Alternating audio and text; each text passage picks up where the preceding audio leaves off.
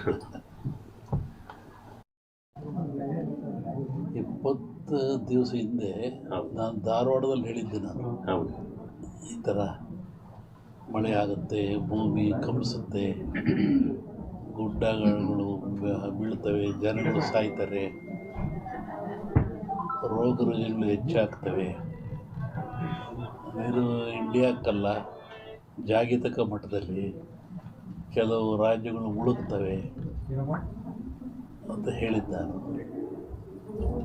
ಈಗ ಅದರ ಪ್ರಕಾರವಾಗಿ ನನ್ನ ಲೆಕ್ಕ ಇನ್ನೂ ಅಮಾವಾಸ್ಯೆವರೆಗೆ ಇರ್ತದೆ. ಅಮಾವಾಸ್ಯೆ ನಂತರ ಮತ್ತು ಬೇರೆ ಭಾಗದಲ್ಲಿ ಹೋಗ್ತದೆ ಅದು. ಒಟ್ಟಿಗೆ ಇದು ಕ್ರೋಧಿನಾಮ ಸಂವತ್ಸರ. ಕ್ರೋಧನ ಸಿಟ್ಟು ಅಂತ ನಮ್ಮ ಹಿಂದೂಗಳ ಪ್ರಕಾರವಾಗಿ. ಇದರಾಗ ಒಳ್ಳೆಯದು ಕೆಟ್ಟದಿದೆ. ಒಳ್ಳೆಯದಕ್ಕಿಂತ ಕೆಟ್ಟದೇ ಜಾಸ್ತಿ ಪ್ರಾಕೃತಿಕವಾಗಿ. ಹಾಗಾಗಿ ಪ್ರಾಕೃತಿಕ ದೋಷ ಇದು ಮುಂದುವರಿಯುತ್ತೆ. ನನ್ನ ಲೆಕ್ಕದಲ್ಲಿ ಅಮಾವಾಸ್ಯೆವರೆಗೂ ಒಂದು ಭಾಗದಲ್ಲಿ ಕಮ್ಮಿ ಆಗ್ತದೆ, ಅಮಾವಾಸ್ಯೆಗಳು ಮತ್ತೊಂದು ಭಾಗದಲ್ಲಿ ಜಾಸ್ತಿ ಆಗ್ತದೆ. ಇದು ಇಂಡಿಯಾಗೆ ಅಂತೆಲ್ಲ ಹಲವರು ವರ್ಲ್ಡ್ ಹೇಳ್ತಿರೋದು. ನಾನು ಹೇಳಿದ್ನಲ್ಲ, ಜಲಕಂಟಕ ಇದೆ, ಎಲ್ಲ ಡ್ಯಾಮ್ಗಳು ತುಂಬ್ತವೆ ಅಂತ ಹೇಳಿದ್ದೆ ನಾನು. ಇದೆಲ್ಲ ನಡೆದಲ್ಲಿ ಹೇಳಿದ 20 ದಿವಸ ಧಾರವಾಡದಲ್ಲಿ ಹೇಳಿದ್ದೆ ನಾನು. ಇದು ನಡೆದಿರೋದೆಲ್ಲ ಅದೇ ಅನಿಷ್ಟ ಜಾಸ್ತಿ. ಆಮೇಲೆ ಕರ್ನಾಟಕ ಪೊಲಿಟಿಕ್ಸು. ಒಬ್ಬ ಸನ್ಯಾಸಿ ತಪಸ್ಸಿ ಕೂತಿದ್ದಂತೆ. ಒಬ್ಬ ಬೇಡ ಒಂದು ಜಿಂಕೆ ಹೊಡಿಸ್ಕೊಂಬಂದಂತೆ ಕೊಲ್ಲಕ್ಕೆ ಅಂತ. ಅವನ ಮುಂದೆ ಹೋಯ್ತಂಥದ್ದು ಜಿಂಕೆ. ಅವನು ಬೇಡ ಬಂದ, ಏನು ಸ್ವಾಮಿ ಇಲ್ಲಿ ಜಿಂಕೆ ಓತಾ ಅಂತ ಕೇಳಿದ.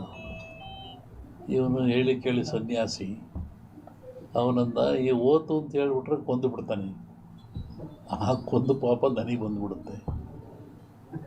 ಇಲ್ಲ ಅಂತೇಳಿದ್ರೆ ಸುಳ್ಳು ಹೇಳಿದ ಪಾಪನೂ ಬರುತ್ತೆ ನನಗೆ, ಏನು ಮಾಡೋದು ಅಂತ ಯೋಚನೆ ಮಾಡಿದ್ದಂತ ಅವನು.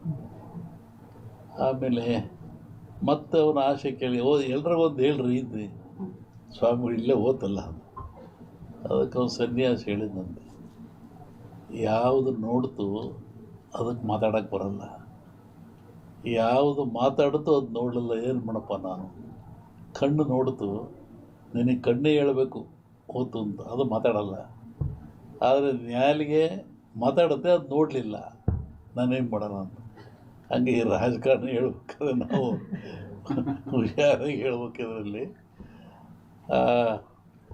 ಇನ್ನೂ ಒಂದು ಹೇಳಿದ್ದು ನಾನು 20 ಹಿಂದೆ, ಮಹಾಭಾರತದ ಸನ್ನಿವೇಶ ತಗೊಂಡು ವೀರನಾಗಿರ್ತಕ್ಕಂಥ ಅಭಿಮನ್ಯುವನ್ನು ಕಾರಣ ಎಲ್ಲ ಸೇರಿ ಆ ಬಿಲ್ಲಿನ ದಾನವನ್ನು ಕಟ್ಟು ಮಾಡಿ ಅವನು ಮೋಸದಲ್ಲಿ ಕೊಲ್ತಾರೆ ಅಂತ.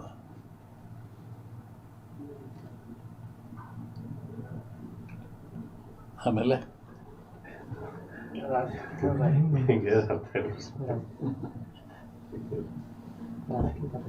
ಸಂಸತ್ನಲ್ಲಿ ಅದನ್ನ ಅಂದಾರಲ್ಲ, ರಾಹುಲ್ ಗಾಂಧಿ ಅದನ್ನ ಅಂದಾರಲ್ಲ ಸಂಸತ್ನಲ್ಲಿ. ರಾಷ್ಟ್ರ ರಾಜಕಾರಣದ ಬಗ್ಗೆ ಹೇಳೋದಾದ್ರೆ ಅಲ್ಲೂ ಮಹಾಭಾರತದಲ್ಲಿ ಕೃಷ್ಣ ಇದ್ದ ಅಂತ ಭೀಮ ಗೆದ್ದ, ದುರ್ಯೋಧನ ಸೋತ. ಇಲ್ಲಿ ಕೃಷ್ಣ ಇಲ್ಲ, ದುರ್ಯೋಧನ ಗೆಲ್ತಾನೆ, ಭೀಮ ಸೋಲ್ತಾನೆ. ಇದನ್ನು ಅವತ್ತು ಹೇಳಿದ್ದೆ ಅವನಲ್ಲಿ. ಕರ್ನಾಟಕ ರಾಜ್ಯದ ಮುಖ್ಯಮಂತ್ರಿಗಳ ಬದಲಾವಣೆ ಆಗೈತೆ, ಅದು ಸಮಯ CM ಬದಲಾವಣೆ ಆಗೈತೆ. ಈಗ ಅಭಿಮನ್ಯುವನ್ನು ಮೋಸದಲ್ಲಿ ಕತ್ತರಿಸ್ತಾರೆ ಅಂತ. CM ಬದಲಾವಣೆ ಸದ್ಯಕ್ಕೆ ತೊಂದರೆ ಕಾಣ್ತಾ ಇಲ್ಲ, ಮುಂದೆ ತೊಂದರೆ ಹೇಳಿದ್ನಲ್ಲ ಸನ್ಯಾಸಿ ಕತೆ. ನಮ್ಮನ್ನು ಅಡ್ಡಾಡ್ದಾಗ ಮಾಡಿಬಿಡ್ತೀರ. ಆಮೇಲೆ ನನ್ನ ಪಾರ್ಲಿಮೆಂಟ್ ಅಂತ ಕೇಳಿರು ಧಾರವಾಡದಲ್ಲಿ ವರ್ಷದಿಂದ, ನಮ್ಮ ಊರಿಗೆ ಬಿಡ್ಸಲ್ಲಪ್ಪ ಹೇಳ್ಬಿಟ್ಟು ನಾನಿದನ್ನು. ಯಾಕೆಂದರೆ ಈಗ ಈ ಜನರು ಇದೆಲ್ಲವನ್ನ ಒಂದು ಮನಃಶಾಂತಿಯಿಂದ ತಗೊಳ್ತಾ ಇಲ್ಲ, ದ್ವೇಷ ಭಾವನೆಯಿಂದ ತಗೊಳ್ತಾ ಇದ್ದಾರೆ. ಮತ, ಮತ ಅಂದರೆ ಒಪ್ಪಿಗೆ ಅಂತ. ಮತ ನೀಡುವುದು ಒಪ್ಪಿಗೆ. ಆತ್ಮಸಾಕ್ಷಿಯಾಗಿ ನಿಮ್ಮ ಮತವನ್ನು ನೀವು ದಾನ ಮಾಡ್ತಾ ಇಲ್ಲ, ಪರ್ಚೇಸ್ ಮಾಡ್ಕೊತಾ ಇದ್ದಾರೆ ಅವರು. ಸೇಲ ಹೀಗಾಗಿ ರಾಷ್ಟ್ರ, ರಾಜ್ಯ, ರಾಜಕೀಯ ಯಾವಾಗ ಎಲ್ಲಿವರೆಗೂ ನೀವು ಕೂಡ ಮತ ಪರ್ಚೇಸ್ ಆಗುತ್ತೆ ಅಲ್ಲಿವರೆಗೂ ಲಾಭ ನಷ್ಟ ಇರೋದೆ. ಲಾಭ ಯಾರು ಮಾಡ್ಕೊತಾರೆ, ನಷ್ಟ ಯಾರು ಮಾಡ್ಕೊತಾರೆ? ಸೋತನ ಸತ್ತ, ಗೆದ್ದನ ಸೋತ. ಒಂದು ಎಲೆಕ್ಷನ್ ಅಂದರೆ ಒಂದು 50-60 ಕೋಟಿ ಬೇಕು.